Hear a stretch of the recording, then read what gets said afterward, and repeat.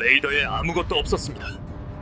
그런데 70km 후방이 폭발했습니다. 전쟁은 9일 만에 끝났습니다. 스위모밀, 캄보디아 국경 70km 후방 요새가 연속으로 폭발했습니다. 레이더에는 아무것도 잡히지 않았습니다. 태국 전투기는 국경선 밖에 있었죠. 그런데 캄보디아 깊숙한 곳에서 폭발이 일어났습니다. 어떻게 이런 일이 가능했습니까?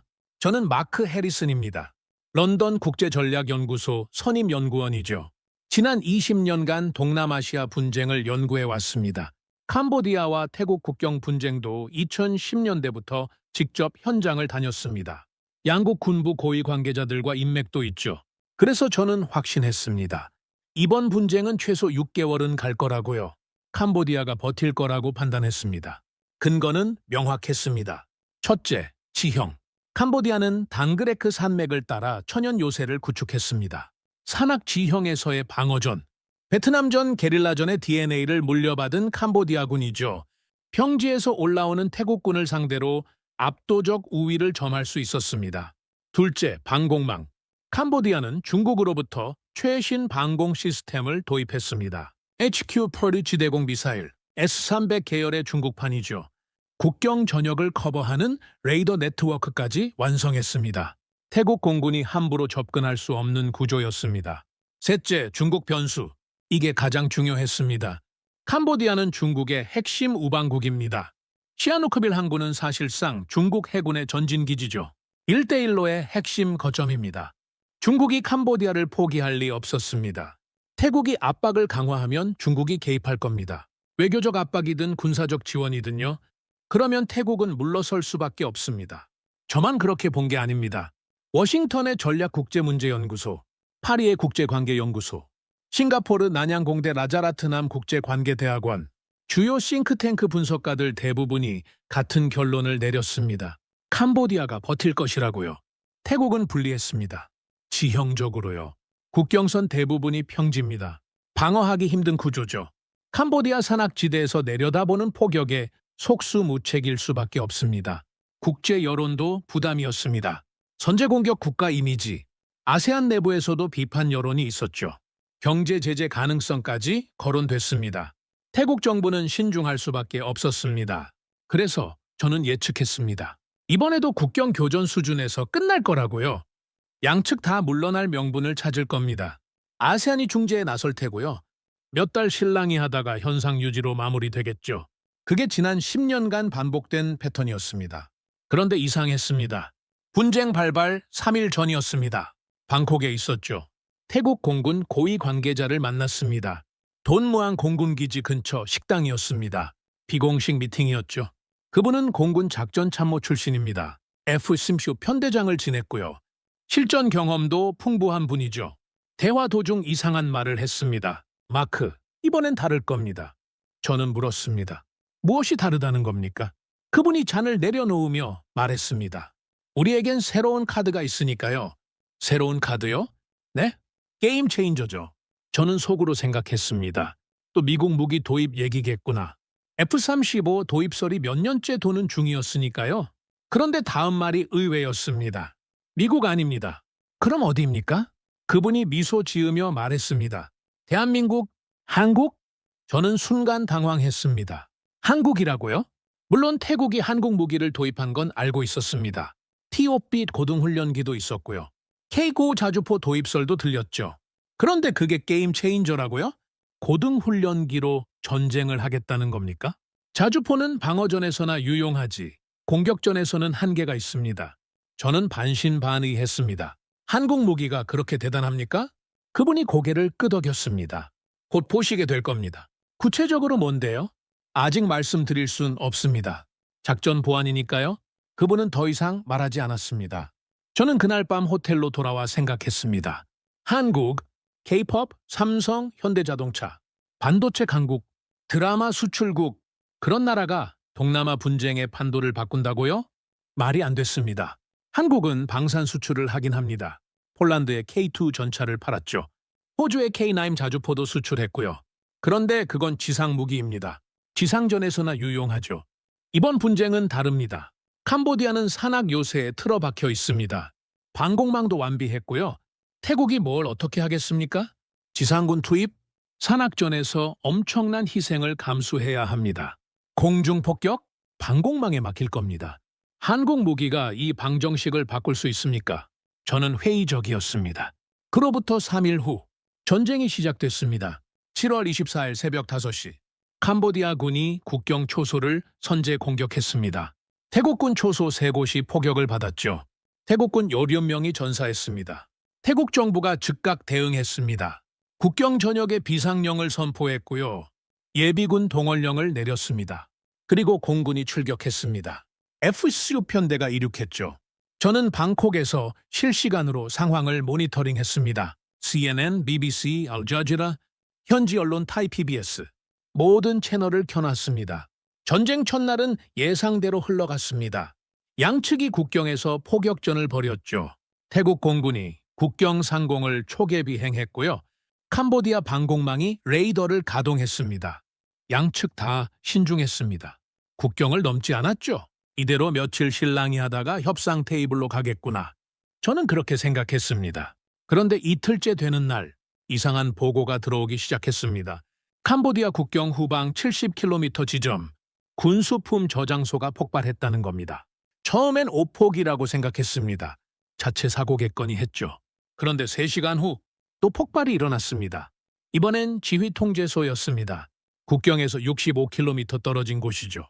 그리고 그날 저녁 통신중개소, 연료저장고, 탄약고 연이어 폭발했습니다. 모두 국경 후방 6.08km 지점이었습니다. 캄보디아 국방부는 혼란에 빠졌습니다. 태국 전투기는 국경을 넘지 않았습니다. 레이더 기록이 증명했죠. 그런데 어떻게 70km 후방기 폭격당한 겁니까? 미사일? 태국은 장거리 순항 미사일이 없습니다.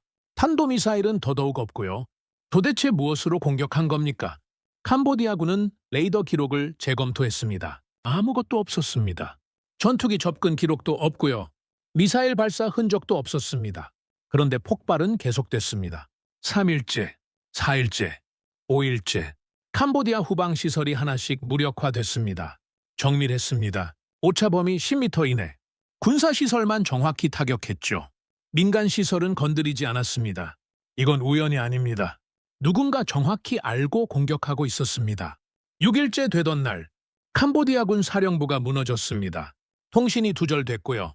보급선이 끊겼습니다. 전방부대는 고립됐죠. 방공망은 멀쩡했습니다.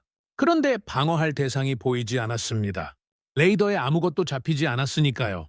7일째 캄보디아 국방장관이 긴급 기자회견을 열었습니다. 태국은 비겁한 공격을 중단하라고 외쳤죠. 그런데 정작 태국이 무엇으로 공격하는지는 설명하지 못했습니다. 8일째 캄보디아 전방 부대가 후퇴하기 시작했습니다. 보급이 끊겼으니까요. 탄약도 떨어졌고요.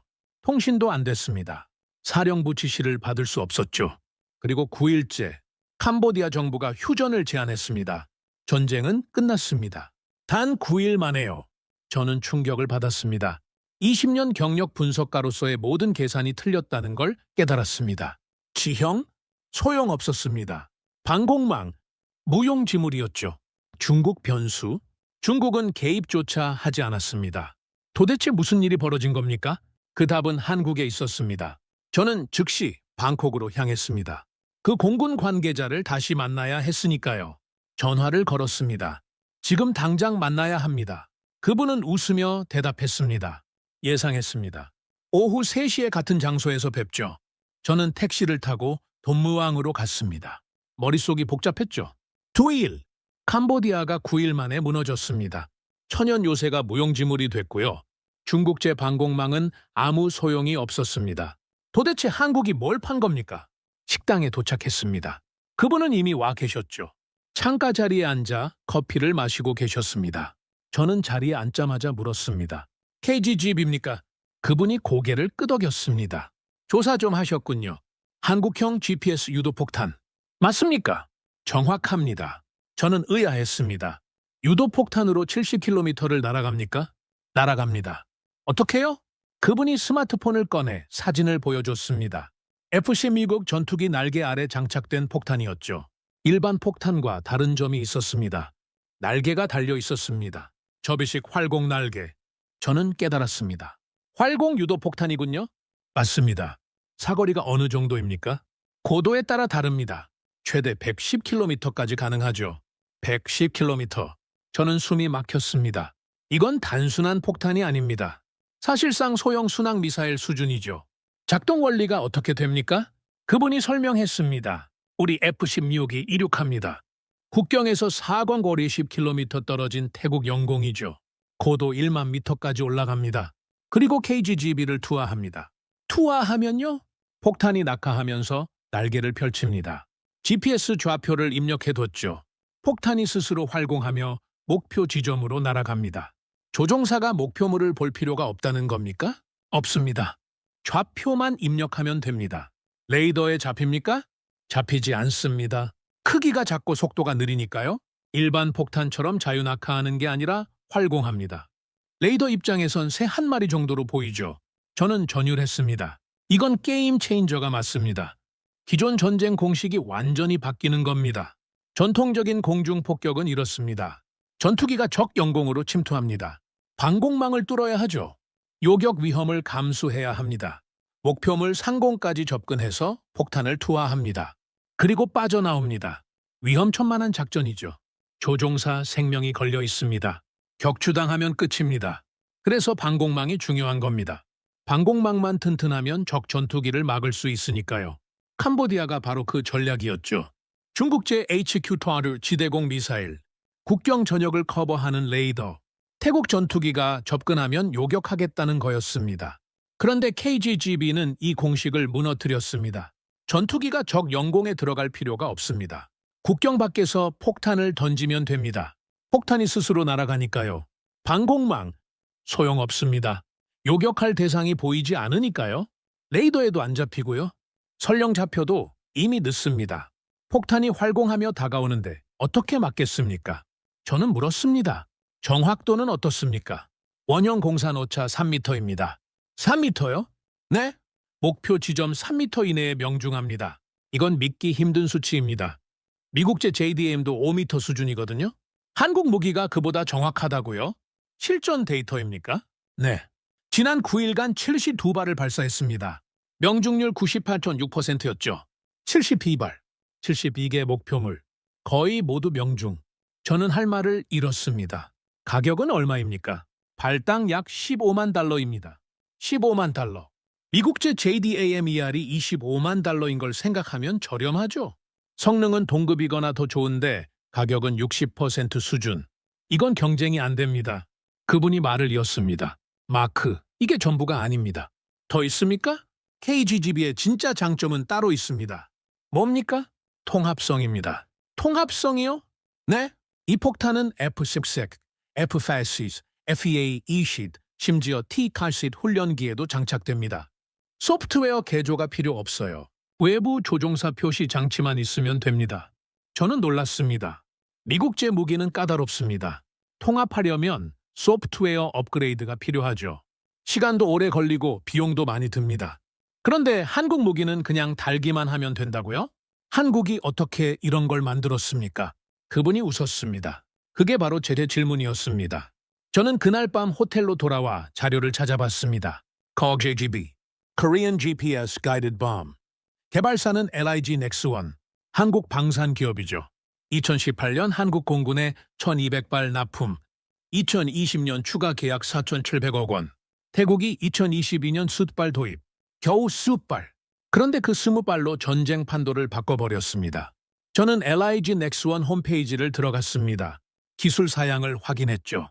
활공거리 471 1심킬로빗, 탄두 중량 227kg, 500파운드급, 유도 방식 GPS 신스, 명중 정확도 CEP 사라멘, 플랫폼 F6, F400K, FA ESHID, T-OSHID. 모든 게 사실이었습니다. 그런데 한 가지 더 눈에 띄는 게 있었습니다. 비행 중 목표 변경 가능. 이게 무슨 뜻입니까?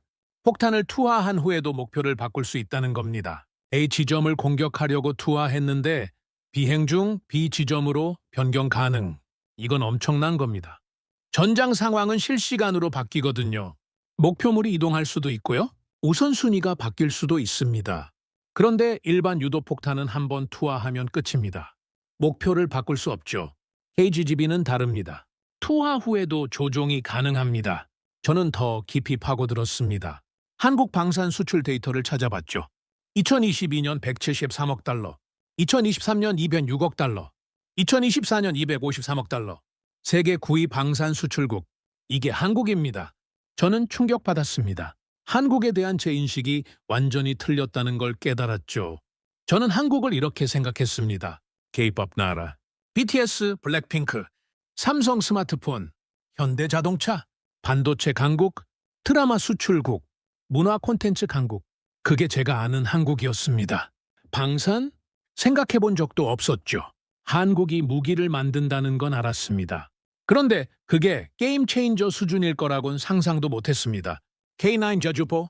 좋은 무기죠. 그런데 지상 무기입니다. 방어전에 유용할 뿐이죠. T-50 훈련이 훈련용 아닙니까? 전투기도 아닌데요. 그게 제 편견이었습니다. 완전히 틀렸죠. 한국은 단순히 무기를 파는 게 아니었습니다. 전쟁하는 방식을 바꿔버렸습니다. 방공망 밖에서 공격한다. 레이더에 안 잡힌다. 정밀하게 명중한다. 조종사 위험이 없다. 비용은 저렴하다. 모든 전투기에 장착 가능하다. 이게 한국 무기의 철학이었습니다. 저는 과거를 떠올렸습니다. 냉전 시대, 무기는 미국 아니면 소련이었죠. 냉전 이후, 미국, 러시아, 프랑스, 영국, 전통 강대국들의 전유물이었습니다. 중국이 치고 올라왔죠. 저가 무기 시장을 장악했습니다. 가성비로 승부했습니다. 성능은 떨어져도 싸니까 팔렸죠. 그런데 한국은 달랐습니다. 가격도 합리적이고 성능도 검증됐고 통합성도 뛰어나고 실전에서 증명됐습니다. 태국 캄보디아 전쟁, 2일, 중국제 방공망 무력화, 천연 요새 무용지물, KGB 72발, 명중률 98.6%. 이게 답이었습니다. 저는 노트북을 덮었습니다. 창밖을 바라봤죠. 방콕 야경이 펼쳐져 있었습니다. 불과 일주일 전만 해도 확신했습니다. 캄보디아가 버틸 거라고요. 장기전이 될 거라고요. 틀렸습니다. 완전히요. 전쟁은 9일 만에 끝났습니다. 한국 무기 때문에. 저는 깨달았습니다. 이건 단순한 무기 수출이 아니라는 걸요. 한국은 전쟁의 공식을 바꿔버렸습니다. 접근해서 공격한다는 기존 공식. 그걸 멀리서 던지고 스스로 날아가게 한다로 바꿨죠. 방공망이 무용지물이 된 겁니다. 요새도 소용없습니다. 숨을 곳이 없으니까요. 70km 밖에서 날아오는데 어떻게 맞겠습니까? 레이더에도 안 잡히는데요. 이게 게임 체인저입니다. 그런데 의문이 남았습니다. 왜 중국은 개입하지 않았습니까? 캄보디아는 중국의 핵심 우방국입니다. 시아누크빌 항구 1대1로 거점. 중국이 포기할 리 없었죠. 그런데 가만히 있었습니다. 왜입니까? 그 답을 찾기 위해 베이징으로 가야 했습니다. 베이징행 비행기에 올랐습니다. 중국이 왜 개입하지 않았는지 알아야 했으니까요. 캄보디아는 중국의 핵심 우방국입니다. 시아누크빌 항구는 사실상 중국 해군 기지죠. 1대1로의 전략 거점입니다. 투자 규모만 수십억 달러. 그런 나라가 9일 만에 무너지는데 가만히 있었다고요? 말이 안 됩니다. 베이징에 인맥이 있었습니다. 왕 교수, 인민대학교 국제관계학과 교수죠. 중국 외교부 자문위원입니다. 비공식 채널로 중국 정부 입장을 파악할 수 있는 분이었습니다. 저는 도착하자마자 왕 교수에게 연락했습니다. 시간 좀 내주실 수 있습니까? 마크, 당신이 연락할 줄 알았습니다. 내일 오후 2시에 뵙시죠.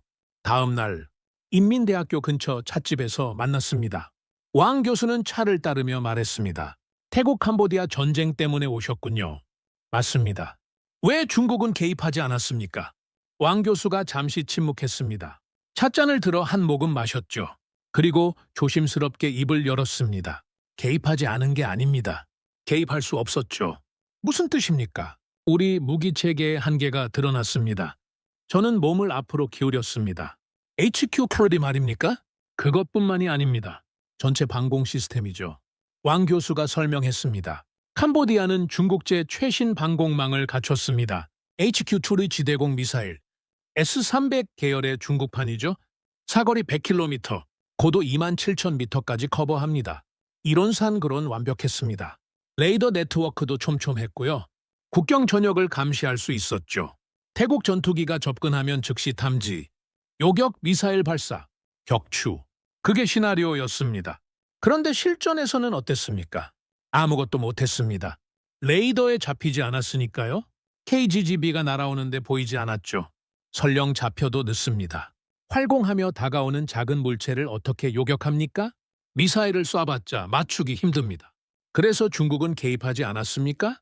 왕 교수가 고개를 끄덕였습니다. 우리가 개입하면 어떻게 됩니까? 중국군을 투입한다? 공군을 보낸다? 그러면 우리 무기 체계가 실전에서 시험당합니다. 한국 무기와 직접 대결하는 거죠? 만약 우리가 또 막지 못하면 어떻게 됩니까? 저는 이해했습니다. 전 세계가 지켜보는데 중국 무기가 무력하다는 게 증명되는 겁니까? 정확합니다. 왕 교수가 한숨을 쉬었습니다. 마크, 우리는 계산했습니다. 캄보디아를 돕는 것보다 체면을 지키는 게 중요했죠. 체면. 중국에게 체면은 전략입니다. 무기 수출은 중국 외교의 핵심이거든요. 아프리카, 중동, 동남아시아, 중국 무기가 퍼져 있습니다. 가격이 저렴하니까요.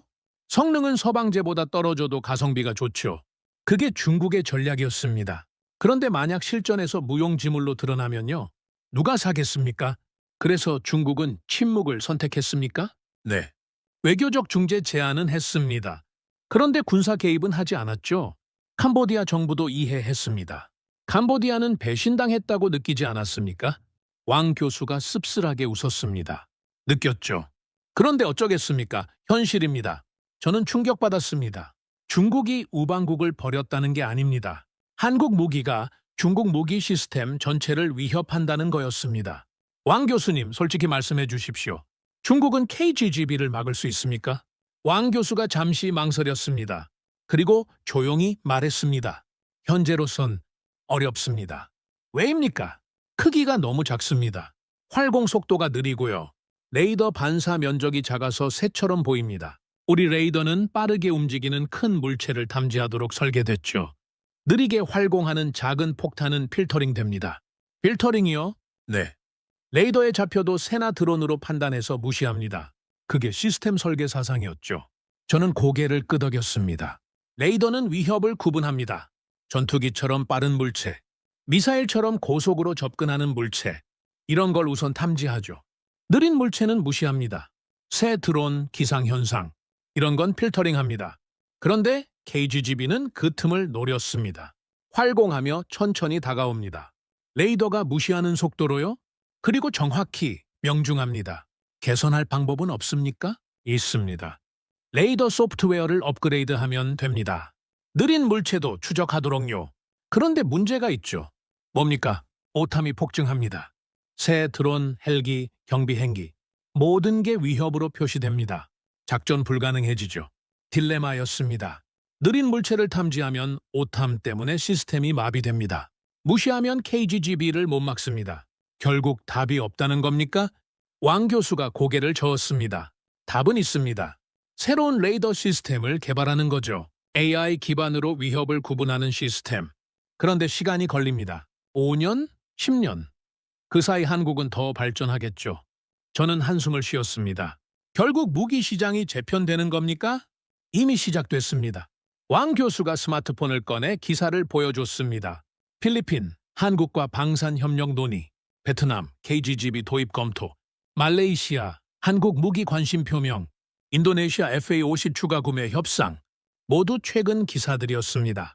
태국 캄보디아 전쟁 이후죠. 다들 봤습니다. KGGB의 위력을요? 이제 방공망만으론 안전하지 않다는 걸 깨달았죠. 공격 능력이 필요합니다. 그것도 방공망 밖에서 타격할 수 있는 한국 무기가 그 답이라는 겁니까? 현재로선 그렇습니다. 미국 무기는 비쌉니다. JDM-1이 25만 달러죠. KGGB는 15만 달러. 성능은 동급이거나 더 좋고요. 선택은 명확합니다. 저는 찻잔을 들어 한 모금 마셨습니다. 차가 식어 있었죠.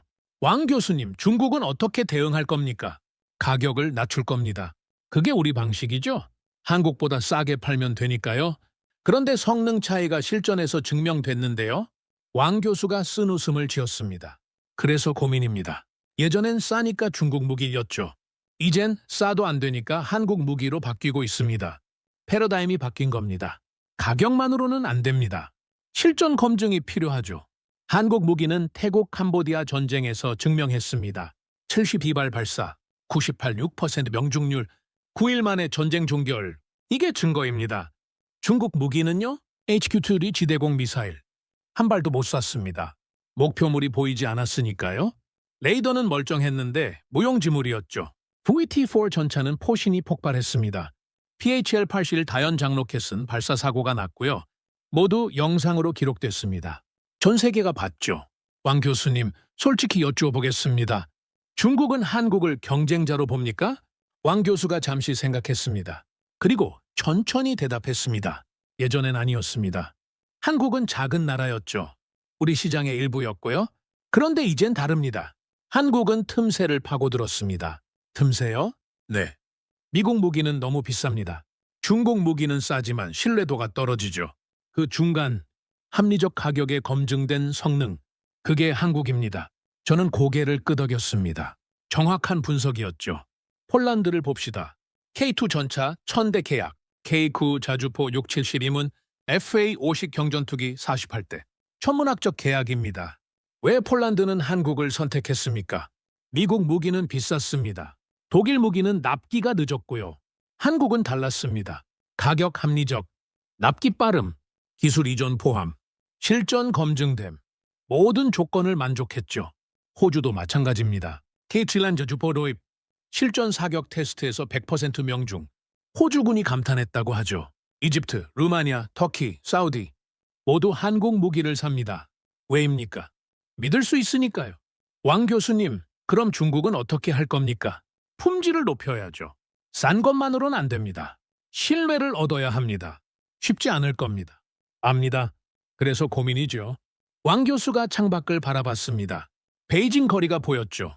마크, 솔직히 말하겠습니다. 우리는 충격받았습니다. 한국이 이 정도일 줄 몰랐죠. 훈령이나 만드는 나라인 줄 알았습니다. 이젠 다르게 보십니까? 봐야죠. 현실이니까요. 저는 왕 교수와 헤어졌습니다.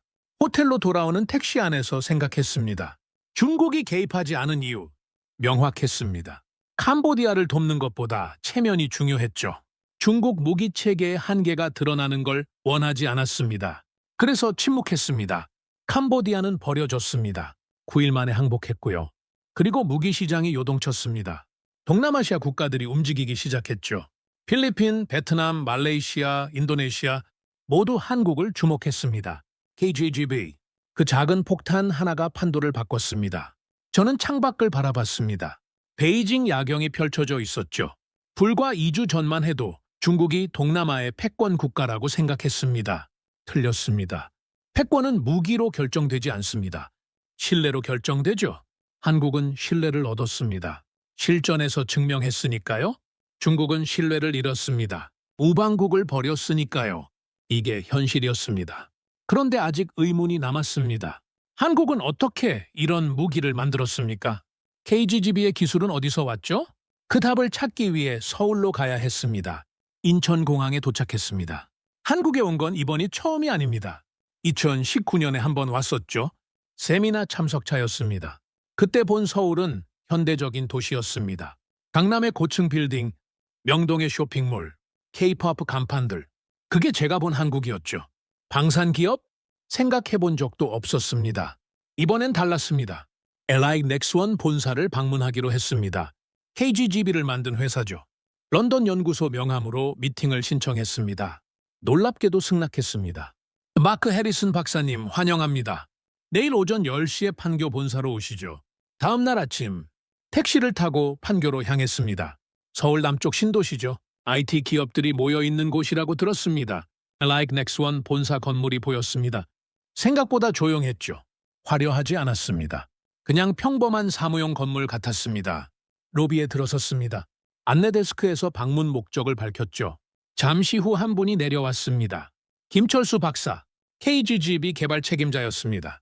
50대 중반쯤 돼 보였죠. 안경을 쓰고 있었습니다. 말투가 차분했습니다. 먼 길 오셨습니다. 회의실로 가시죠. 회의실로 안내받았습니다.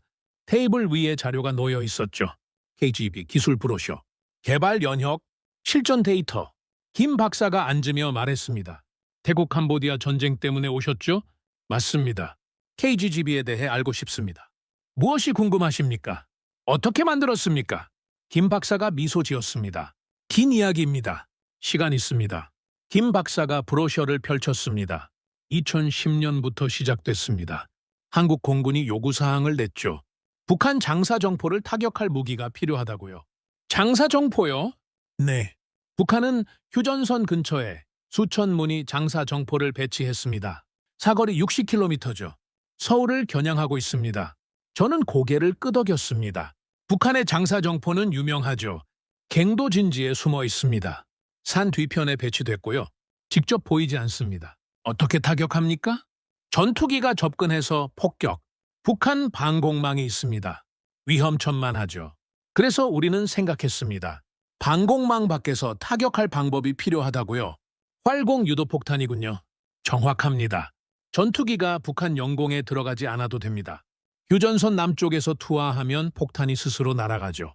기술적으로 가능했습니까? 김 박사가 웃었습니다. 처음엔 아니었습니다. 우리에겐 경험이 없었죠. 그래서 연구했습니다. 미국 JDAM을 분석했고요. 이스라엘 스파이스를 연구했습니다. 벤치마킹 했다는 겁니까? 그 이상입니다.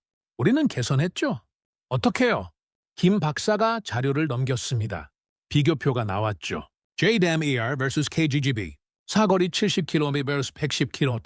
정확도 CP5mm vs CP4mm. 가격 25만 달러 vs 15만 달러. 통합성 제한적 비르스 광범위. KGGB가 모든 면에서 앞섰습니다. 어떻게 이게 가능합니까? 우리는 실전을 상정했습니다. 한국은 전쟁 중인 나라죠.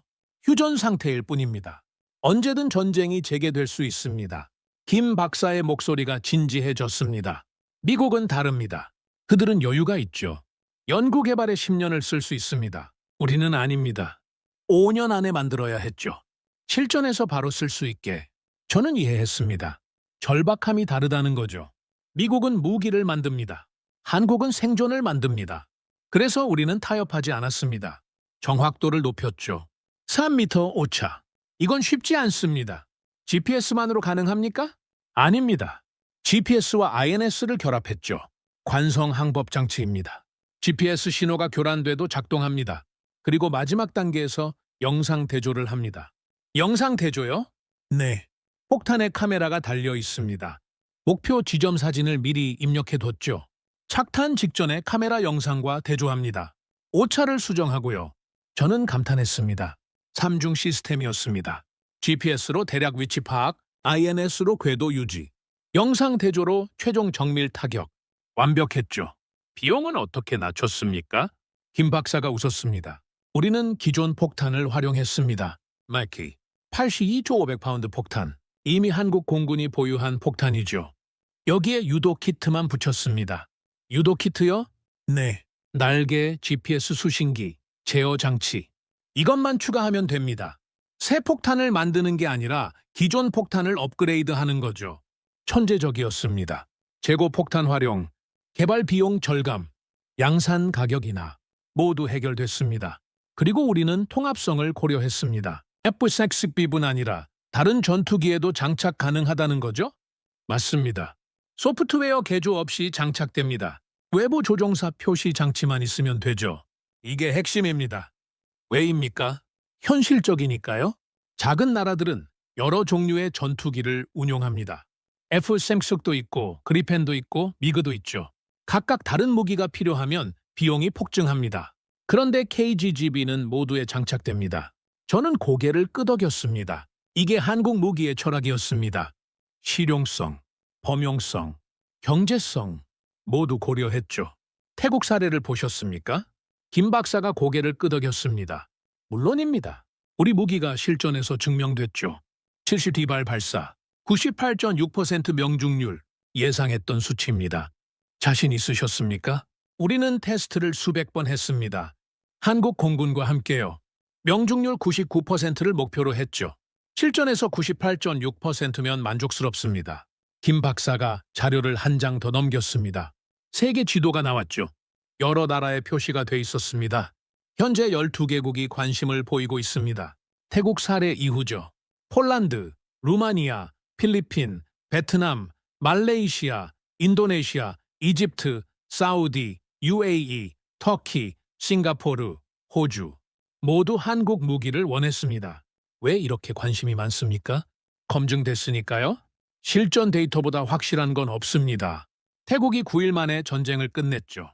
KGGB 덕분에. 이보다 강력한 마케팅이 있습니까? 없었습니다. 광고가 필요 없었죠. 전쟁이 증명했으니까요. 저는 질문했습니다. 한국 방산의 비결이 뭡니까? 김 박사가 잠시 생각했습니다. 그리고 천천히 말했습니다. 절박함입니다. 절박함이요? 네. 우리는 전쟁 중인 나라입니다. 북한과 대치 중이죠. 언제든 전쟁이 날 수 있습니다. 그래서 우리 무기는 실전용입니다. 멋있어 보이려고 만드는 게 아니라 실제로 쓰려고 만들죠. 김 박사가 창밖을 바라봤습니다. 미국 무기는 훌륭합니다. 최첨단이죠. 그런데 비쌉니다. 납기도 오래 걸리고요. 중국 무기는 싸지만 신뢰하기 힘듭니다. 우리는 그 중간입니다.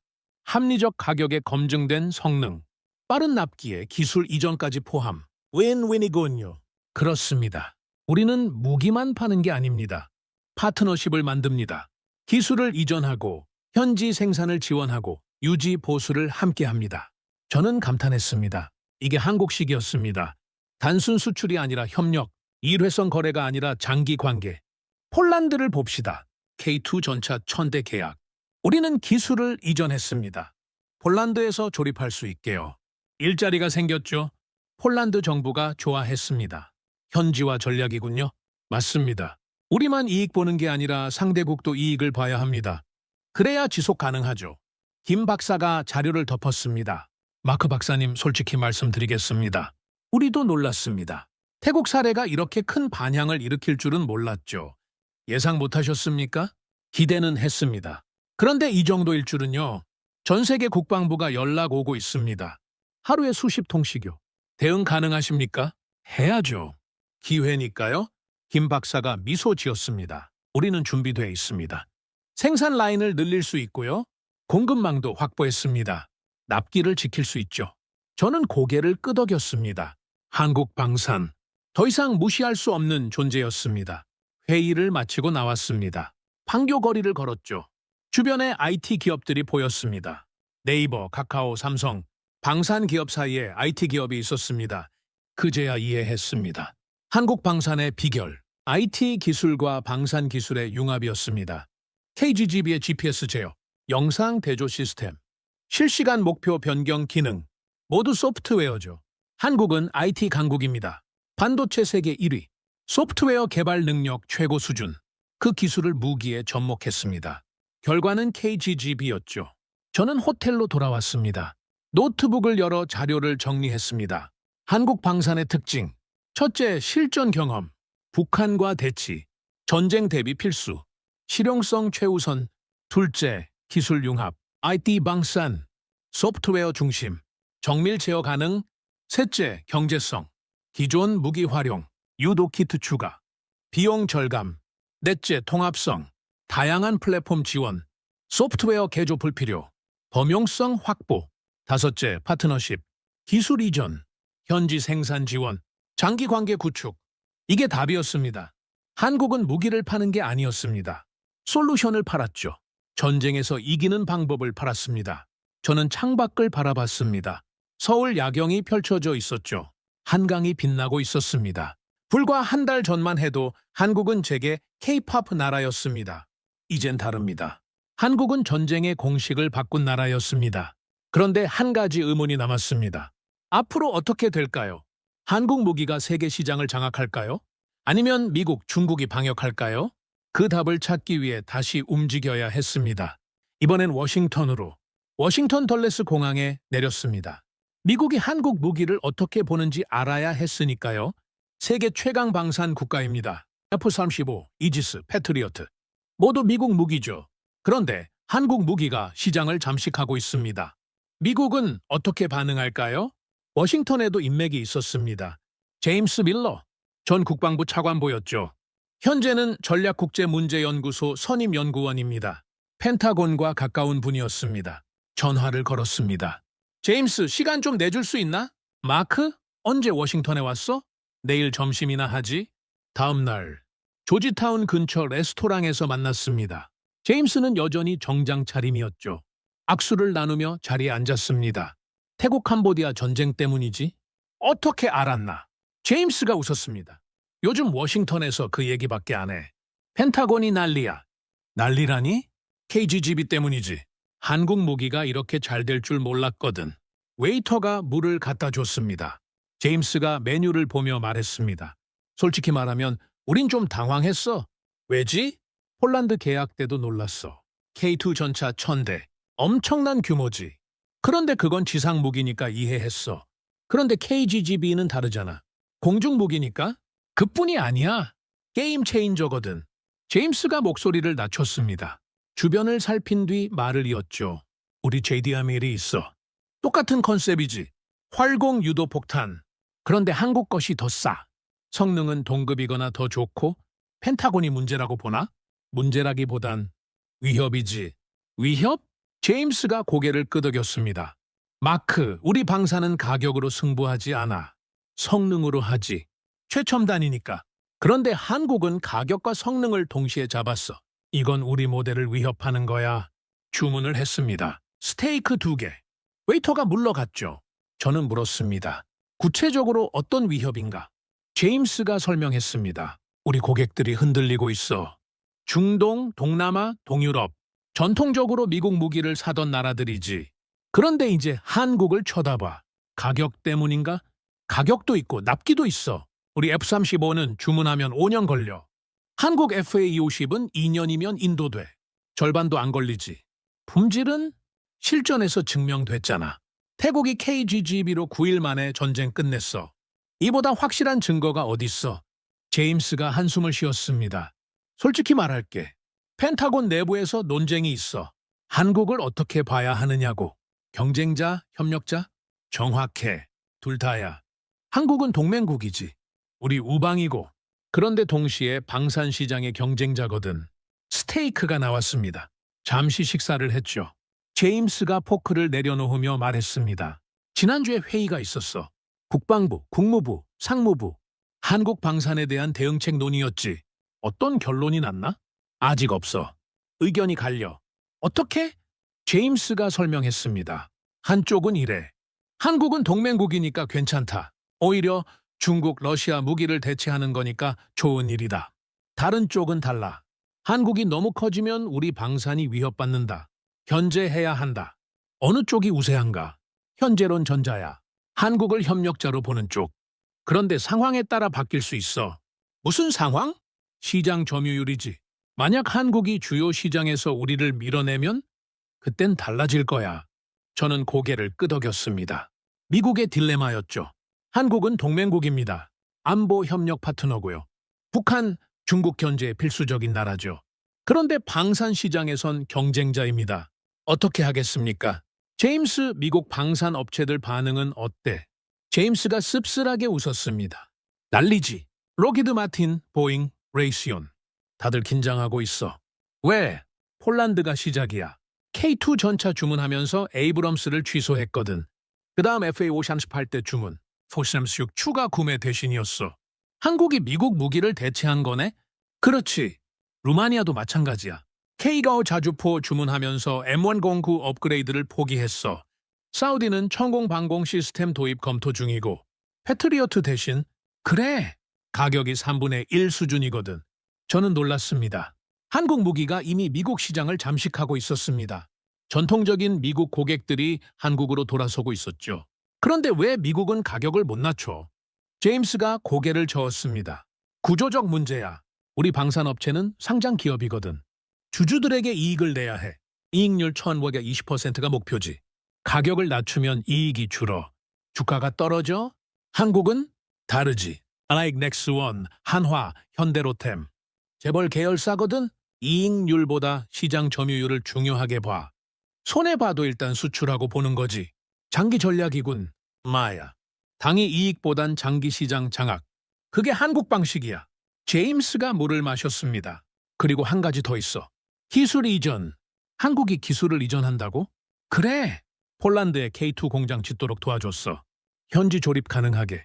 일자리가 생기잖아. 정치인들이 좋아하지. 미국은 안 그래? 우린 기술 이전 안 해. 보안 문제도 있고 우리 이익에도 안 맞거든. 그런데 한국은 달라. 적극적으로 이전해줘. 저는 이해했습니다. 미국 방식 완제품 수출, 높은 이익률, 기술 독점, 한국 방식 기술 이전, 합리적 가격, 장기 파트너십. 시장이 어느 쪽을 선호할까요? 명확했죠. 제임스, 솔직히 물어볼게. 미국이 따라잡을 수 있나? 제임스가 잠시 침묵했습니다. 그리고 천천히 말했습니다. 어려워. 우리 시스템 자체를 바꿔야 하거든. 기업 구조, 이익률 정책, 기술 이전 방침 모두 바꿔야 해. 쉽지 않지. 그럼 한국이 계속 성장한다는 건가? 당분간은 그럴 거야. 특히 중형 시장에서. 첨단 무기는 여전히 우리가 앞서. F-35, B-11 핵잠수함. 이건 한국이 못 만들어. 그런데 전차, 자주포, 유도폭탄, 경전투기. 이런 중형 무기는 한국이 강해. 시장이 양분되는 건가? 그렇게 될 거야. 최첨단은 미국, 실용 무기는 한국, 저가는 중국. 이렇게 3분될 거야. 저는 고개를 끄덕였습니다. 새로운 질서였죠. 그런데 한국한테 약점은 없나? 제임스가 생각했습니다. 있지. 생산 능력. 한국은 나라가 작아. 공장 규모도 제한적이야. 주문이 폭증하면 감당 못할 수도 있어. 납기 지연? 그렇지. 폴란드에 K2 천전대 약속했는데 실제로 다 만들려면 10년 넘게 걸려. 중간에 다른 주문 들어오면 우선순위 문제가 생기지. 품질 관리도 어려워지겠네? 마야. 급하게 만들다 보면 실수할 수 있어. 한 번 사고 나면 신뢰도가 떨어지지. 그게 한국의 리스크야. 저는 메모했습니다. 한국 방산의 약점. 생산 능력 한계. 품질 관리 리스크. 그런데 이건 극복 가능한 약점입니다. 공장을 늘리면 되죠. 해외 생산 기지를 만들고요. 품질 관리 시스템을 강화하면 됩니다. 시간 문제일 뿐이었습니다. 제임스, 마지막 질문. 미국은 한국을 견제할 건가? 제임스가 고개를 저었습니다. 안 할 거야. 할 수도 없고. 왜? 한국은 동맹이거든. 우리가 견제하면 관계가 틀어져. 북한, 중국 문제도 있고. 한국 필요해. 그리고 솔직히 말하면 한국이 중국 무기를 밀어내는 건 우리한테 좋은 일이야. 그럼 그냥 놔두겠다는 건가? 경쟁하는 거지. 우리도 가격 낮추고, 납기 단축하고, 서비스 개선할 거야. 자유시장이잖아. 더 나은 쪽이 이기는 거지. 저는 미소 지었습니다. 자유시장 경쟁. 그게 미국 방식이죠. 식사를 마쳤습니다. 제임스와 헤어졌습니다. 저는 호텔로 돌아왔습니다. 창밖으로 백악관이 보였죠. 세계 최강국 미국, 방산 1위 국가. 그런데 한국에게 밀리고 있었습니다. 중형 무기 시장에서요. 왜일까요? 미국은 최첨단을 추구합니다. 기술 혁신, 성능 극대화. 그런데 비쌉니다. 납기도 오래 걸리고요. 한국은 실용을 추구합니다. 충분한 성능, 합리적 가격, 빠른 납기. 시장이 선택했습니다. 대부분의 나라는 최첨단이 필요 없습니다. 충분히 좋은 무기면 됩니다. 적당한 가격에 빨리 받을 수 있으면 더 좋고요. 한국이 그걸 제공했죠. 저는 노트를 펼쳤습니다. 지금까지 본 것들을 정리했습니다. 태국 KGGB로 9일 만에 승리, 중국 개입 포기, 체면 지키기, 한국 실용주의, 기술 융합, 미국 딜레마, 경쟁과 협력 사이. 모든 퍼즐이 맞춰지고 있었습니다. 전쟁은 바뀌었습니다. 무기의 숫자가 아닙니다. 전쟁을 설계하는 방식이죠. 한국이 그걸 보여줬습니다. 방공망 밖에서 타격한다. 레이더에 안 잡힌다. 정밀하게 명중한다. 비용은 합리적이다. 이게 새로운 공식이었습니다. 그리고 세계가 주목했죠. 12개국이 관심 표명, 계약 협상 진행 중. 한국 방산이 폭발적으로 성장하고 있었습니다. 그런데 저는 알고 싶었습니다. 이게 끝일까요? 아니면 시작일까요? 한국이 어디까지 갈 수 있을까요? 그 답을 찾기 위해 한 곳을 더 가야 했습니다. 다시 서울로. 이번엔 청와대였습니다. 다시 인천공항에 도착했습니다. 서울로 돌아온 겁니다. 이번엔 목적이 달랐죠. 한국 정부를 만나야 했습니다. 국방부 관계자와 접촉했습니다. 런던 연구소 명함이 도움이 됐죠. 마크 해리슨 박사님, 내일 오전 10시에 용산 국방부로 오십시오. 다음 날 아침, 용산 국방부 청사에 도착했습니다. 경비가 삼엄했죠. 신분 확인 절차를 거쳤습니다. 안내를 받아 회의실로 갔습니다. 한 분이 기다리고 계셨습니다. 이상민 국장, 국방부 방산정책관실 국장이었습니다. 50대 초반쯤 돼 보였죠. 군인 출신 같았습니다. 악수를 나눴습니다. 먼 곳에서 오셨습니다. 시간 내주셔서 감사합니다. 태국 캄보디아 전쟁 때문이시죠? 맞습니다. 한국 정부의 입장이 궁금합니다.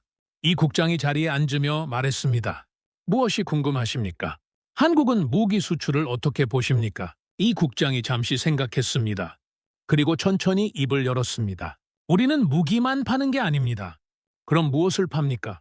평화를 팝니다. 저는 의아했습니다. 평화요? 무기를 팔면서 평화라니요? 이 국장이 설명했습니다. 마크 박사님, 전쟁은 왜 일어납니까? 영토 분쟁, 자원 분쟁, 이념 갈등. 맞습니다. 그런데 근본 원인은 하나입니다. 힘의 불균형이죠. 저는 고개를 끄덕였습니다. 약한 나라가 공격받는다는 겁니까? 그렇습니다. 캄보디아를 봅시다. 태국보다 약했죠. 공군력이 없었습니다. 그래서 태국이 공격했습니다. 만약 캄보디아에도 동등한 공군력이 있었다면요? 전쟁이 일어났을까요? 저는 생각했습니다. 아마 안 일어났을 겁니다. 양쪽 다 피해가 크니까요. 전쟁 대신 협상했겠죠. 그게 우리 철학입니다. 약한 나라를 강하게 만들어서 전쟁을 막는 거죠. 억지력이군요. 정확합니다. 우리는 공격 무기를 파는 게 아닙니다. 방어 능력을 파는 겁니다. 이 국장이 자료를 꺼냈습니다.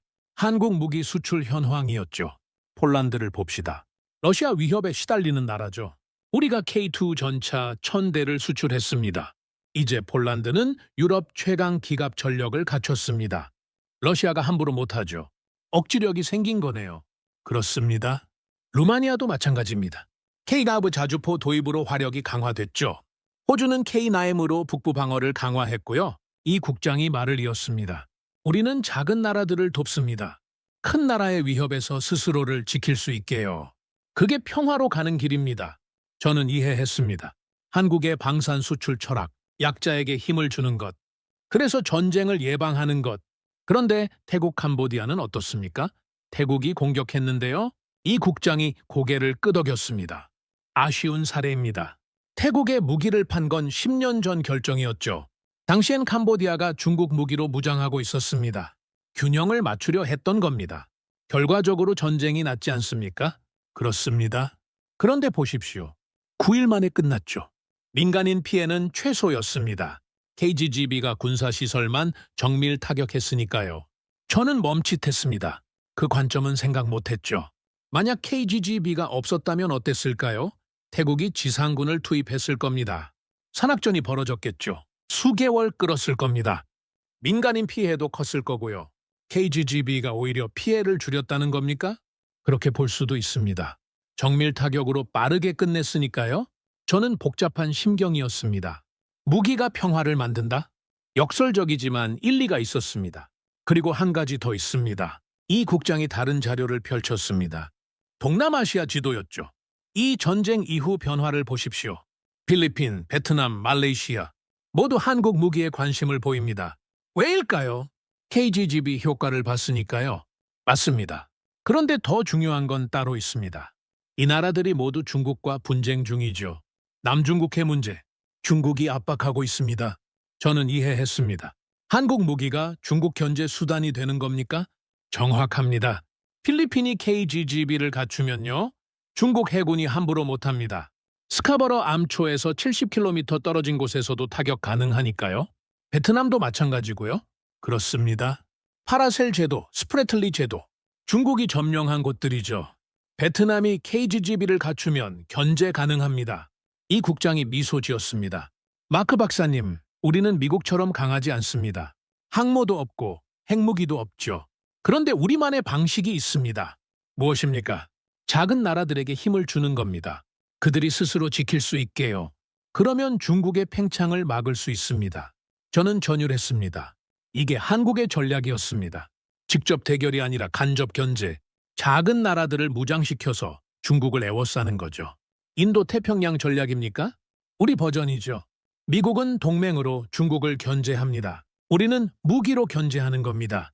이 국장이 지도를 가리켰습니다. 폴란드, 루마니아, 유럽에서 러시아 견제, 필리핀, 베트남, 말레이시아, 동남아에서 중국 견제, 사우디, UAE, 중동에서 이란 견제, 호주, 인도태평양에서 중국 견제, 한국 무기가 퍼진 곳들이었습니다. 모두 전략적 요충지였죠. 우리는 그물을 치고 있습니다. 권위주의 국가들을 견제하는 그물을요. 저는 할 말을 잃었습니다. 한국이 이렇게 큰 그림을 그리고 있었다니요. 물론 우리만의 힘으론 부족합니다. 그래서 미국과 협력하죠. 우리가 중형 무기를 공급하고 미국이 첨단 무기를 제공합니다. 역할 분담인 거죠. 미국도 동의합니까? 당연히 좋아합니다. 우리가 중국제 무기 시장을 잠식하니까요. 중국 영향력이 줄어드는 거죠. 이 국장이 차를 한 모금 마셨습니다. 마크 박사님, 솔직히 말씀드리겠습니다. 우리는 돈만 보고 무기를 팔지 않습니다. 그럼 무엇을 봅니까? 가치를 봅니다. 민주주의, 자유, 인권, 이런 가치를 공유하는 나라에 팝니다. 중국이나 러시아엔 안 판다는 겁니까? 절대 안 팝니다. 북한 우방국에도 안 팔고요. 우리 무기가 우리를 위협하는 데 쓰이게 할 순 없으니까요. 저는 고개를 끄덕였습니다. 원칙이 있었습니다. 그리고 우리는 책임을 집니다. 무슨 책임입니까? 판 다음에도 관리합니다. 잘못 쓰이는지 감시하죠. 폴란드 K2가 우크라이나로 넘어갔습니까? 안 갔습니다. 우리가 관리하니까요. 엄격하군요. 그래야 합니다. 무기는 위험하니까요. 잘못 퍼지면 우리한테도 돌아올 수 있습니다. 이 국장이 창밖을 바라봤습니다. 용산거리가 보였죠. 마크 박사님, 한국은 전쟁을 겪었습니다. 1950년 한국전쟁, 300만 명이 죽었죠. 그 참상을 우리는 압니다. 이 국장의 목소리가 낮아졌습니다. 그래서 우리는 전쟁을 막고 싶습니다. 무기를 팔면서 평화를 만들겠다는 게 모순처럼 보입니까? 아닙니다. 힘의 균형이 평화를 만듭니다. 저는 감동받았습니다. 한국의 철학, 전쟁 경험에서 나온 평화 추구. 그리고 우리는 준비돼 있습니다. 무엇을요? 더 많은 책임을요. 세계 5위 방산 수출국이 목표입니다. 10년 안에요. 가능합니까? 이 국장이 자신 있게 말했습니다. 가능합니다. 우리에겐 기술이 있고 경험이 있고 의지가 있습니다. 그리고 무엇보다 신뢰를 얻었죠. 태국 사례로요. 5위면 프랑스를 넘어야 하는데요. 넘을 겁니다. 우리 무기가 더 실용적이니까요. 저는 믿었습니다. 이 국장의 확신이 전해졌죠. 마지막으로 한 가지만 여쭙겠습니다. 북한은 어떻게 생각합니까? 이 국장이 잠시 침묵했습니다. 그리고 조용히 말했습니다. 북한이 우리를 두려워하게 만들고 싶습니다. 무기로요? 아닙니다. 우리 무기가 세계 곳곳에서 성공하는 걸 보여줘서요. 북한이 중국 무기에만 의존하는 동안 우리는 세계와 협력합니다. 누가 더 강할까요? 답은 명확했습니다. 그리고 언젠가 통일이 됩니다. 그때 우리가 세계적 방산 강국이라면요? 통일 한국은 얼마나 강력하겠습니까? 이 국장이 일어섰습니다. 마크 박사님, 한국을 과소평가하지 마십시오. 우리는 작지만 강합니다. 그리고 더 강해질 겁니다. 악수를 나눴습니다. 단단한 악수였죠. 저는 국방부를 나왔습니다. 용산 거리를 걸었습니다. 머릿속이 복잡했죠. 한국, K-팝과 반도체만의 나라가 아니었습니다. 전략적 사고를 가진 나라였습니다. 무기로 평화를 만들겠다는 나라, 작은 나라들에게 힘을 주는 나라, 중국과 러시아를 견제하는 나라, 그리고 준비된 나라였습니다. 세계 5위 방산 수출국, 10년 내 목표. 저는 믿었습니다. 가능하다고요? KGGB 하나로 판도를 바꿨는데요. 다음엔 뭘 내놓을까요? 호텔로 돌아왔습니다. 노트북을 열었죠. 지금까지 본 모든 것을 정리했습니다. 태국 9일 승리, 캄보디아 방공망 무용지물, 중국 체면 지키기 위해 침묵, 미국 경쟁과 협력 사이 딜레마, 한국 전략적 무기 수출로 세계 질서 재편. 모든 퍼즐이 완성됐습니다. 전쟁은 바뀌었습니다. 한국이 바꿨죠. KGGB 하나로요? 그런데 이건 시작에 불과했습니다. 한국은 더 큰 그림을 그리고 있었으니까요. 세계를 바꾸는 그림을요. 저는 창밖을 바라봤습니다. 서울 야경이 펼쳐져 있었습니다. 이 도시에서 세계가 바뀌고 있었습니다. 조용히, 그런데 확실하게. 런던으로 돌아왔습니다. 3주간의 취재를 마치고요. 연구소 사무실에 앉아 있었습니다. 책상 위에 자료들이 쌓여 있었죠. 태국 공군 작전 보고서, 캄보디아 피해 현황, KGGB 기술 사양, 중국 외교부 성명, 미국 국방부 내부 문서, 한국 방산 수출 통계. 모든 자료를 다시 읽었습니다. 패턴이 보이기 시작했죠. 이건 단순한 전쟁이 아니었습니다. 패러다임의 전환이었습니다. 전화벨이 울렸습니다. BBC였습니다. 마크 박사님, 인터뷰 가능하십니까? 태국 캄보디아 전쟁에 대해서요. 좋습니다. 언제죠? 내일 오후 3시 스튜디오로 오실 수 있으십니까? 다음 날 BBC 스튜디오에 갔습니다. 뉴스 앵커가 질문했죠. 박사님, 이 전쟁의 가장 큰 교훈은 무엇입니까? 저는 잠시 생각했습니다. 그리고 천천히 대답했습니다. 전쟁은 무기의 숫자로 결정되지 않습니다. 전쟁을 설계하는 방식이 승패를 가릅니다. 구체적으로 설명해 주시겠습니까? 캄보디아는 모든 걸 갖췄습니다. 산악 요새, 방공망, 중국의 지원, 전통적 전쟁 이론으로는 유리했죠. 그런데 9일 만에 무너졌습니다. 왜입니까? 전쟁의 공식이 바뀌었기 때문입니다. 전통적 공식은 이겁니다. 적진에 접근해서 공격한다. 방공망을 뚫고 들어가서 폭탄을 떨어뜨린다. 위험하지만 그게 유일한 방법이었죠. 저는 숨을 고르고 말을 이었습니다. 한국이 그 공식을 바꿨습니다. 접근하지 않고 공격한다. 방공망 밖에서 폭탄을 던진다. 폭탄이 스스로 날아가서 명중한다. 레이더에도 안 잡힌다. 이게 새로운 공식입니다. 앵커가 고개를 끄덕였습니다. 그게 게임 체인저라는 거군요? 맞습니다. 캄보디아 방공망은 쓸모 없어졌습니다. 요격할 대상이 보이지 않았으니까요. 요새도 소용없었죠. 70km 밖에서 날아오는데 숨을 곳이 없습니다. 중국은 왜 개입하지 않았습니까? 체면 때문입니다. 캄보디아를 돕다가 중국 무기 체계의 한계가 드러나는 걸 원하지 않았죠. 차라리 침묵하는 게 나았습니다. 향후 전망은 어떻습니까? 저는 카메라를 똑바로 보며 말했습니다. 세계 방산 시장이 재편될 겁니다. 최첨단은 미국, 실용 무기는 한국, 저가는 중국, 이렇게 3분됩니다. 그리고 작은 나라들이 힘을 얻을 겁니다. 한국 무기로 무장해서요. 인터뷰가 끝났습니다. 스튜디오를 나왔죠. 휴대폰에 메시지가 쌓여 있었습니다. 프랑스 국제관계연구소, 독일 마셜 펀드, 일본 방위연구소, 싱가포르 난양공대, 모두 세미나 초청이었습니다. 태국 캄보디아 전쟁에 대해 발표해달라고요. 세계가 주목하고 있었습니다. 이 작은 전쟁이 던진 메시지를요. 일주일 후 파리에서 세미나가 있었습니다. 유럽 각국 국방 전문가들이 모였죠. 제가 발표했습니다. 태국 캄보디아 전쟁이 보여준 미래 전쟁의 모습.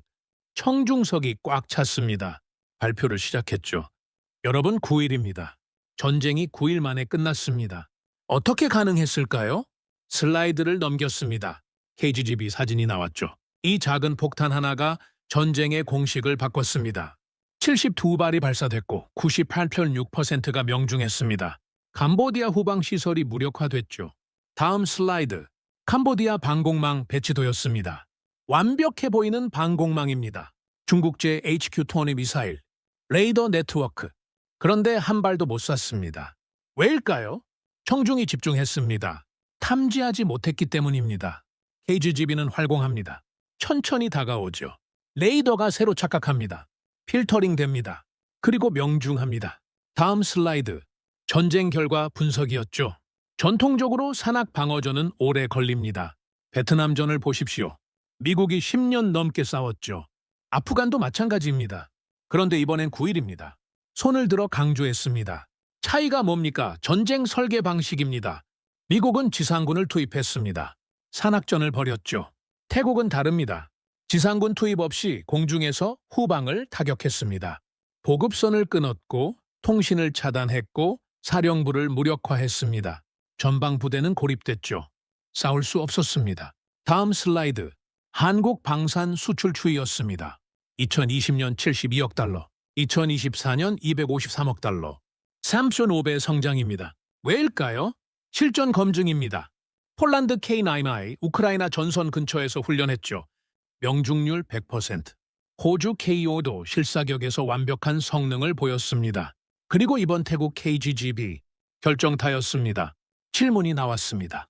프랑스 국방부 관계자였죠. 박사님, 한국 무기가 유럽 시장을 위협한다고 보십니까? 위협이 아니라 경쟁입니다. 자유시장에서 더 나은 제품이 선택받는 거죠. 폴란드가 K2를 선택한 이유는 간단합니다.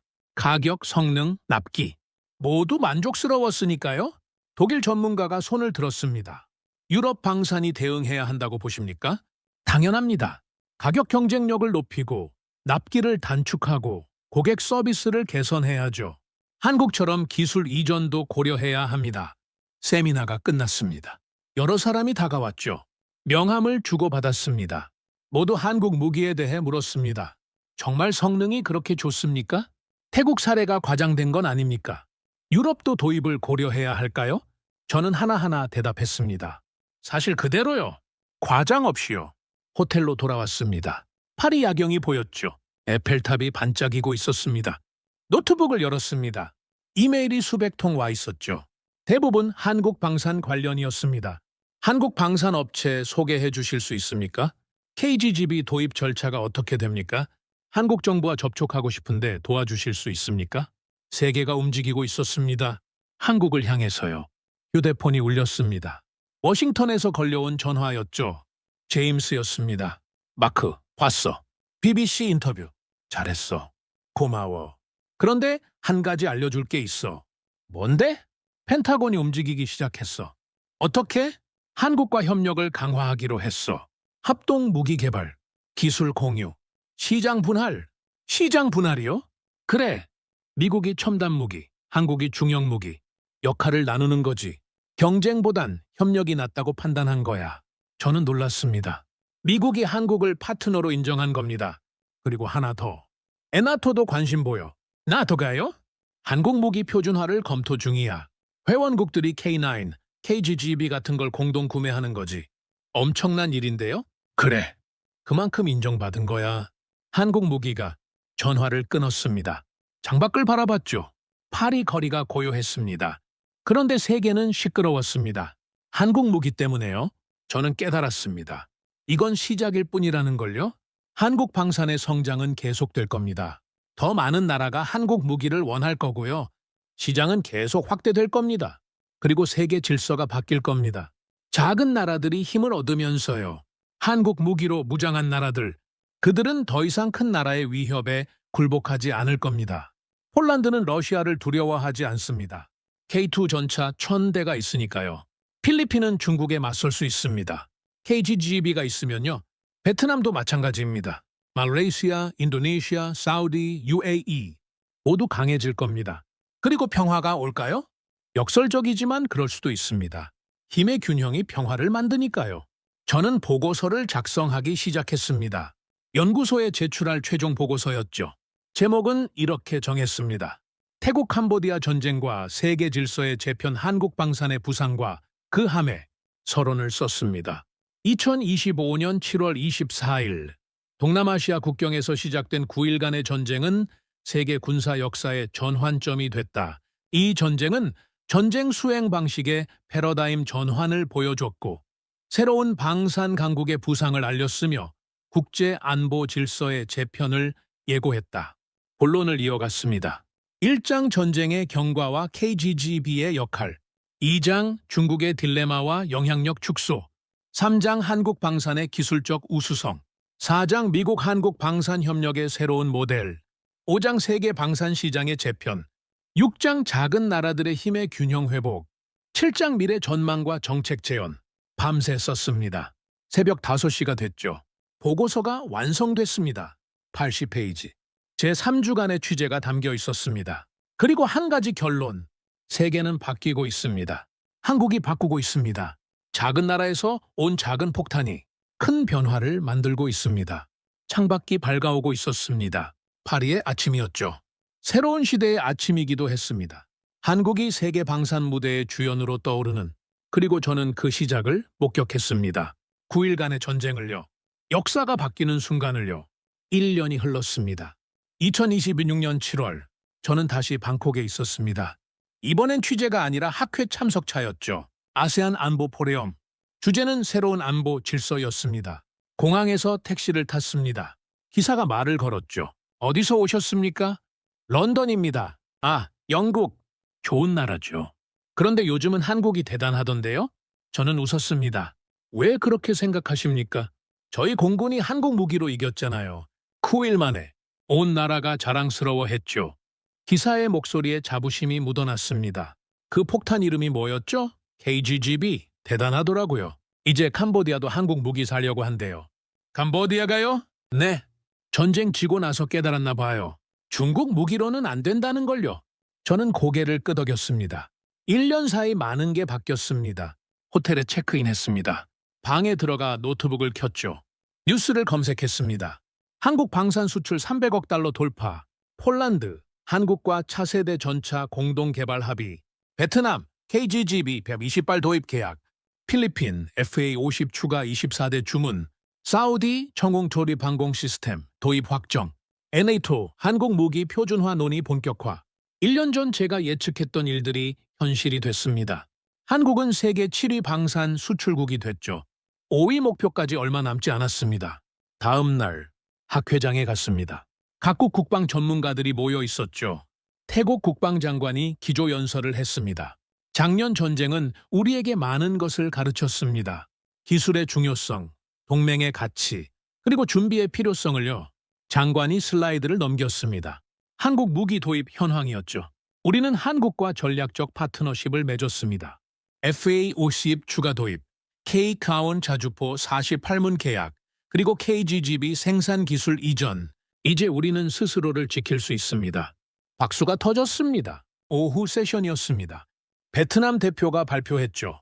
남중국해 분쟁은 여전합니다. 중국의 압박도 계속되고 있죠. 그런데 우리는 더 이상 두렵지 않습니다. 베트남 대표가 자신 있게 말했습니다. KGGB를 도입했습니다. 하이퍼릭 20발, 그리고 FA-20 전투기 12대. 이제 중국이 인공섬에서 위협해도 우리는 대응할 수 있습니다. 100km 밖에서요. 또 박수. 필리핀 대표 차례였습니다. 스카보로 암초. 중국이 점령한 곳입니다. 우리 영토죠? 작년까지만 해도 손쓸 방법이 없었습니다. 이제는 다릅니다. 필리핀 대표가 미소 지었습니다. FA-50 48대가 배치됐습니다. KGGB도 도입했고요. 중국 함정이 우리 어선을 괴롭히면 우리도 대응할 수 있습니다. 평화적으로요. 힘이 있으니까요. 저는 감동받았습니다. 작은 나라들이 자신감을 얻었습니다. 한국 무기 덕분에요. 휴식 시간에 필리핀 대표와 이야기를 나눴습니다. 한국 무기가 정말 도움이 됩니까? 도움이 아니라 게임 체인저입니다. 우리는 약한 나라였어요. 중국이 원하는 대로 했죠. 이제는 협상할 수 있습니다. 힘이 있으니까요. 중국 반응은 어떻습니까? 조심스러워졌어요. 우리 FA-50이 순찰 비행하면 중국 함정이 물러납니다. 전엔 상상도 못할 일이었죠. 베트남 대표도 합류했습니다. 같은 경험입니다. 중국이 예전보다 신중해졌어요. 우리도 칠 수 있다는 걸 아니까요? 말레이시아 대표가 다가왔죠. 우리도 내년에 FA-50 도입합니다. 78대. 그리고 KGGB도요. 더 이상 당하고만 있지 않겠습니다. 작은 나라들이 연대하고 있었습니다. 한국 무기를 중심으로요. 저녁에 환영 만찬이 있었습니다. 한국 대사관 참사관도 참석했죠. 박준호 참사관이었습니다. 40대 중반쯤 돼 보였습니다. 제 옆자리에 앉았습니다. 마크 박사님 작년 BBC 인터뷰 인상 깊게 봤습니다. 감사합니다. 한국 무기에 대해 공정하게 평가해 주셨죠. 고맙습니다. 사실을 말했을 뿐입니다. 박 참사관이 와인을 따르며 말했습니다. 1년 사이 많이 바뀌었습니다. 우리 방산 수출이 3배 늘었어요. 놀라운 성장입니다. 태국 사례 덕분이죠. 실전 검증이 최고의 광고더라고요. 앞으로 전망은 어떻습니까? 박 참사관이 주변을 살피고 목소리를 낮췄습니다. 솔직히 말씀드리면 주문이 너무 많아서 걱정입니다. 왜요? 생산이 못 따라가요. 공장을 늘려야 하는데 시간이 걸리죠. 그래서 현지 생산을 추진하고 있습니다. 어느 나라에서요? 폴란드, 터키, 인도네시아. 이 세 나라의 생산 기지를 만들 겁니다. 기술 이전해서 현지에서 조립하도록요. 대단한 전략입니다. 우리만 이익 보는 게 아니라 상대국도 이익 봐야 지속 가능합니다. 일자리 만들어주고 기술 배우게 하고 함께 성장하는 거죠. 박 참사관이 와인잔을 들었습니다. 마크 박사님, 한국을 믿어주셔서 감사합니다. 믿음이 아니라 사실입니다. 잔을 부딪혔습니다. 만찬이 끝나고 호텔로 돌아왔습니다. 발코니에 나가 방콕 야경을 바라봤죠. 1년 전 이곳에서 충격을 받았습니다. 9일 만에 끝난 전쟁, 한국 무기의 위력, 세계의 변화, 그리고 1년이 지난 지금 모든 게 현실이 됐습니다. 한국은 세계 7위 방산 수출국, 작은 나라들이 힘을 얻었습니다. 중국의 영향력은 줄어들었고요. 미국은 한국과 협력하고 있습니다. 세계 질서가 바뀌고 있었습니다. 조용하지만 확실하게요. 휴대폰이 울렸습니다. 서울에서 온 메시지였죠. 김철수 박사였습니다. KGGB 개발 책임자요. 마크 박사님, 새로운 프로젝트 소식 알려드립니다. KGB2 개발 완료. 사거리 150km, 정확도 CP 2m. 내년 양산 예정. 저는 미소 지었습니다. 한국은 멈추지 않았습니다. 계속 발전하고 있었죠. 다음 메시지가 왔습니다. 그리고 스텔스 드론 개발 중. 2028년 공개 예정. 기대하셔도 좋습니다. 한국은 준비하고 있었습니다. 다음 게임 체인저를요? 저는 발코니 난간에 기댔습니다. 밤하늘을 올려다봤죠. 별이 빛나고 있었습니다.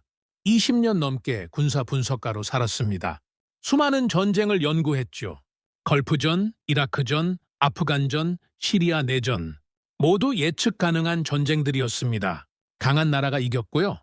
기술이 앞선 쪽이 승리했습니다. 그런데 태국 캄보디아 전쟁은 달랐습니다. 예측을 뒤집었죠. 전쟁의 공식을 바꿨습니다. 그리고 저는 깨달았습니다. 한국이 판 건 무기가 아니었습니다. 이기는 방식이었죠.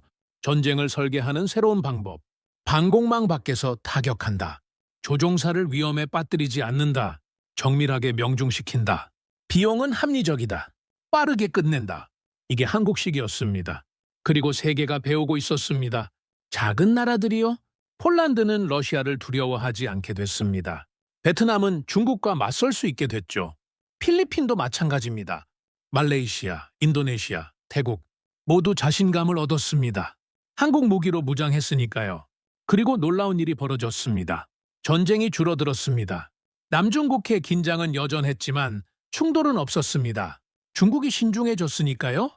작은 나라들도 칠 수 있다는 걸 알았죠. 러시아도 조심스러워졌습니다. 폴란드가 K2 전차 1000대를 배치했으니까요. 힘의 균형이 평화를 만들고 있었습니다. 역설적이지만요.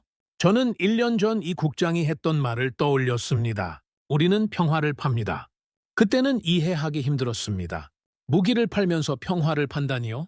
이제는 압니다. 맞는 말이었습니다. 약한 나라에게 힘을 주면 전쟁이 줄어듭니다. 공격하려는 쪽도 신중해지니까요. 피해가 클 테니까요. 한국이 그걸 증명했습니다. 72발의 KGGB로요. 저는 노트북을 열었습니다. 새 보고서를 쓰기 시작했습니다. 제목은 이렇게 정했습니다. 1년 후 태국 캄보디아 전쟁이 바꾼 세계. 첫 문장을 썼습니다. 한국은 무기를 수출한 게 아니라 이기는 전쟁의 방식을 수출했다. 손가락이 멈추지 않았습니다. 쓸 이야기가 너무 많았으니까요.